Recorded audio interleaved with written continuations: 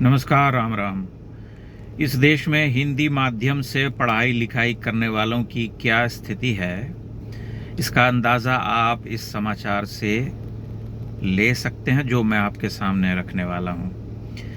मध्य प्रदेश में बहुत ज़ोर शोर से 2-3 वर्ष पहले हिंदी माध्यम में अंग्रेज़ी क्या कहते हैं, इंजीनियरिंग की पढ़ाई करने की मुहिम शुरू हुई थी। सरकार ने बहुत ही महत्वाकांक्षी योजना बनाई और बड़े ज़ोर शोर से उसे लागू करवाया।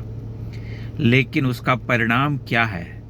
50,000 छात्रों में से 281 छात्र, केवल 281 छात्र ऐसे हैं जिन्होंने हिंदी माध्यम से इंजीनियरिंग की पढ़ाई करने का प्रयास किया है। 150 इंजीनियरिंग कॉलेजेस में ये स्थिति है। राज्य के किसी भी कॉलेज ने हिंदी माध्यम को पूरी तरह से अंगीकार नहीं किया। दो प्राइवेट कॉलेज हैं केवल जहां पर कि हिंदी माध्यम से पढ़ाई हो रही है इंजीनियरिंग की। राज्य सरकार का ये कहना है कि हम पीछे नहीं हटेंगे, जोर शोर से इस अभियान को जारी रखेंगे और भविष्य में निश्चय ही जो है इसमें सुधार होगा। बड़ी अच्छी बात है। एक तरह से देखा जाए तो इसी तरह से हिंदी माध्यम में पढ़ाई की जा सकती है, परंतु मैं जो देख रहा हूँ वो बहुत सारी समस्याएं मेरे सामने हैं। पहली समस्या जो सबसे बड़ी है, जिसे हम व्यावहारिक तौर पर देखते हैं, अनुभव करते हैं, वह समस्या है स्तरीय पुस्तकों के अभाव की, जो कि हिंदी में है। जो विज्ञान की पुस्तकें, इंजीनियरिंग की पुस्तकें लिखी जा रही हैं, जो अनुदित हो रही हैं हिंदी में, उनकी भाषा इतनी खराब और इतनी जड़ है, इतने कठिन और क्लिष्ट शब्दों के साथ जब वह पुस्तक खोली जाती है तब लोग हाथ पांव झाड़ देते हैं। जो छात्र हैं, जो भारत के छात्र हैं, वे स्वयं हाथ खड़े कर देते हैं और कहते हैं कि सोचते हैं कि नहीं, ठीक है, इससे बेहतर है कि हम अंग्रेजी में ही पढ़ लेंगे। इसलिए जो अनुवाद विभाग है सरकार का, उसे बहुत गंभीरता से काम करना पड़ेगा। उसमें जो गतानुगतिक और तमाम ऐसे लोग जो बहुत ही, जिसे हम कहते हैं कि यांत्रिक भाषा का अनुवाद करते हैं, उनको ये समझना चाहिए कि वैसा अनुवाद करने से कभी किसी छात्र के मन में उस भाषा के प्रति ललक नहीं जगेगी। अगर ऐसी ही स्थिति रही तो आने वाले दिनों में यही होगा कि कोई भी बच्चा हिंदी माध्यम में या अपनी भाषा में पढ़ाई जारी करना नहीं चाहेगा।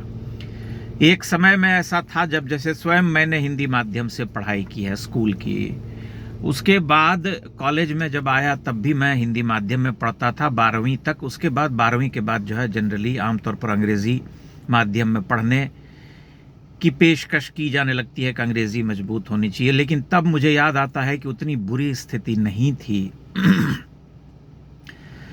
विशेष करके तकनीकी क्षेत्र में भी लोग ऐसे थे, छात्र ऐसे थे जो हिंदी में पढ़ाई करते थे। पर धीरे धीरे जब मातृभाषा का जो है एक तरह से उसे हाशिए पर धकेलने का कार्यक्रम चलता रहा, शिक्षा नीति कुछ इसी तरह की रही, तो हिंदी भाषा जो है दिनों दिन कमज़ोर होती चली गई।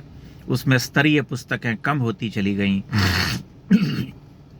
जो तकनीकी पुस्तकें होती हैं विज्ञान की, वो सब घटती चली गईं। जो पुरानी पुस्तकें थी उससे लोग काम चलाते थे, नया कोई अनुवाद ढंग का नहीं हो रहा था। तो उसी अनुपात में छात्रों की संख्या भी घटती चली गई जो अपनी मातृभाषा में पढ़ाई जारी कर सकें। और अब तो ऐसा गैप, ऐसी खाई हो गई है कि उसे पाटना बड़ा मुश्किल लगता है। बल्कि गांव में जिस तरह की ललक है या जिस तरह की भीड़ होड़ है अंग्रेज़ी माध्यम से पढ़ाई करने की, उसे देख करके आपको घबराहट हो सकती है। क्योंकि मैं हाल ही में अपने बिहार के गांव से लौटा हूं, 1 सप्ताह 10 दिन हुए हैं, और मैंने गांव में देखा कि एक भेड़िया धसान है। चप्पे चप्पे पर फला कॉन्वेंट और फला पब्लिक स्कूल खुले हुए हैं अंग्रेज़ी माध्यम के। कथित तौर पर वे अंग्रेज़ी माध्यम के स्कूल हैं, और हम सभी जानते हैं उन क्षेत्रों में अंग्रेज़ी में पठन पाठन इतना सरल नहीं होगा। पढ़ाने वाले लोग भी अधकचरे होंगे, क्योंकि शिक्षा का स्तर तो वैसे ही बहुत गिर चुका है, चाहे वो सरकारी स्कूल हो या प्राइवेट स्कूल हो। लेकिन तब भी लोग अंग्रेज़ी माध्यम में पढ़ना चाहते हैं। छोटे छोटे बच्चे जो स्कूल जा रहे हैं, उनके माता पिता बहुत अधिक आक्रामक और क्या कहते हैं, उस दिशा में अग्रसर हैं कि नहीं, हमारा बच्चा जो है अंग्रेज़ी माध्यम में पढ़ेगा। इसलिए इस देश की जितनी भी भाषाएं हैं जिनमें पठन पाठन होता था एक समय में, वो सब अभी बहुत कठिनाई के दौर से गुजर रही हैं। पिछले 2-3 महीने पहले नरेंद्र मोदी ने कहा था कि जो मैकॉले की शिक्षा व्यवस्था थी उसे हम 10 वर्ष में जो भारतीय समाज में व्याप्त हो गई है उससे हम विजय प्राप्त कर लेंगे। हो सकता है कि वे इस दिशा में कार्य कर रहे हों, लेकिन जो वर्तमान स्थिति है जो दिखाई दे रही है उसमें यह कार्य अत्यंत ही मुश्किल लगता है, क्योंकि सभी लगभग संपूर्ण भारत जो है अंग्रेजी में शिक्षा की ओर उन्मुख हो चुका है। और यह कोई हिंदी की बात नहीं है, यही स्थिति दक्षिण भारतीय भाषाओं की है। तमिल, तेलुगु, मलयालम, कन्नड़, यही स्थिति बांग्ला की है। किसी भी भाषा में जब सक्रियता घट जाती है, उसमें नवोन्मेष कम हो जाता है, पुस्तकें नहीं आने लगती हैं, अनुवाद कम होने लगते हैं, पठन पाठन की प्रक्रिया जो है धीमी या शिथिल पड़ जाती है, तब यही होता है कि उसमें पढ़ाई लिखाई जो है बंद होने लगती है और धीरे धीरे कम होने लगती है और धीरे धीरे एक दिन बाद जो है एक दिन समाप्त हो जाती है। सबसे महत्वपूर्ण बात यह है कि भारत में ये एक बड़ी चुनौती बन गई है, जबकि हम अन्य देशों में देखते हैं, यूरोप के कई देशों में देखते हैं कि वे अपनी मातृभाषा में पढ़ते पढ़ाते हैं। जापान में जापानीज़ भाषा चलती है, चाइना में, चीन में चाइनीज़ मंदारिन चलती है।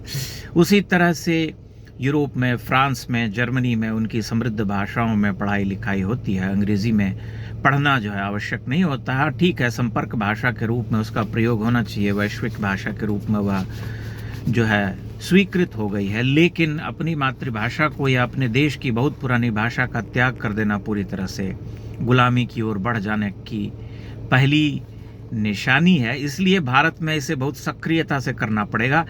लेकिन मैं जो समस्या देख पा रहा हूँ वो समस्या बहुत जटिल और गंभीर हो चुकी है, क्योंकि अब ये स्थिति है कि हम अधिकांशतः अपनी भाषा से प्रस्थान कर चुके हैं। पढ़ाई लिखाई हिंदी जो है या कोई अन्य भाषा जो है वह केवल साहित्य की भाषा भर रह गई है, जिसे हम 7वीं, 8वीं, 9वीं, 10वीं तक अधिक से अधिक पढ़ते हैं और उसके बाद जो है उससे हम अपना जो है बोरिया बिस्तर समेट करके उसे बंद कर देते हैं। और तब उस भाषा में जो हम साहित्य पढ़ते हैं उसे भी कुछ हिकारत की दृष्टि से देखते हुए पढ़ते हैं, मान करके चलते हैं कि यह जो है हेठा है, निकृष्ट है अंग्रेजी भाषा के साहित्य से या विदेशी भाषा के साहित्य से, यह भाव जो है मन में रहता है। इसलिए ये एक बहुत बड़ी चुनौती है कि भारत में आने वाले समय में तकनीकी शिक्षा दीक्षा जो है वह अंग्रेजी भाषा से अलग करके मातृभाषा में संभव हो सकेगी।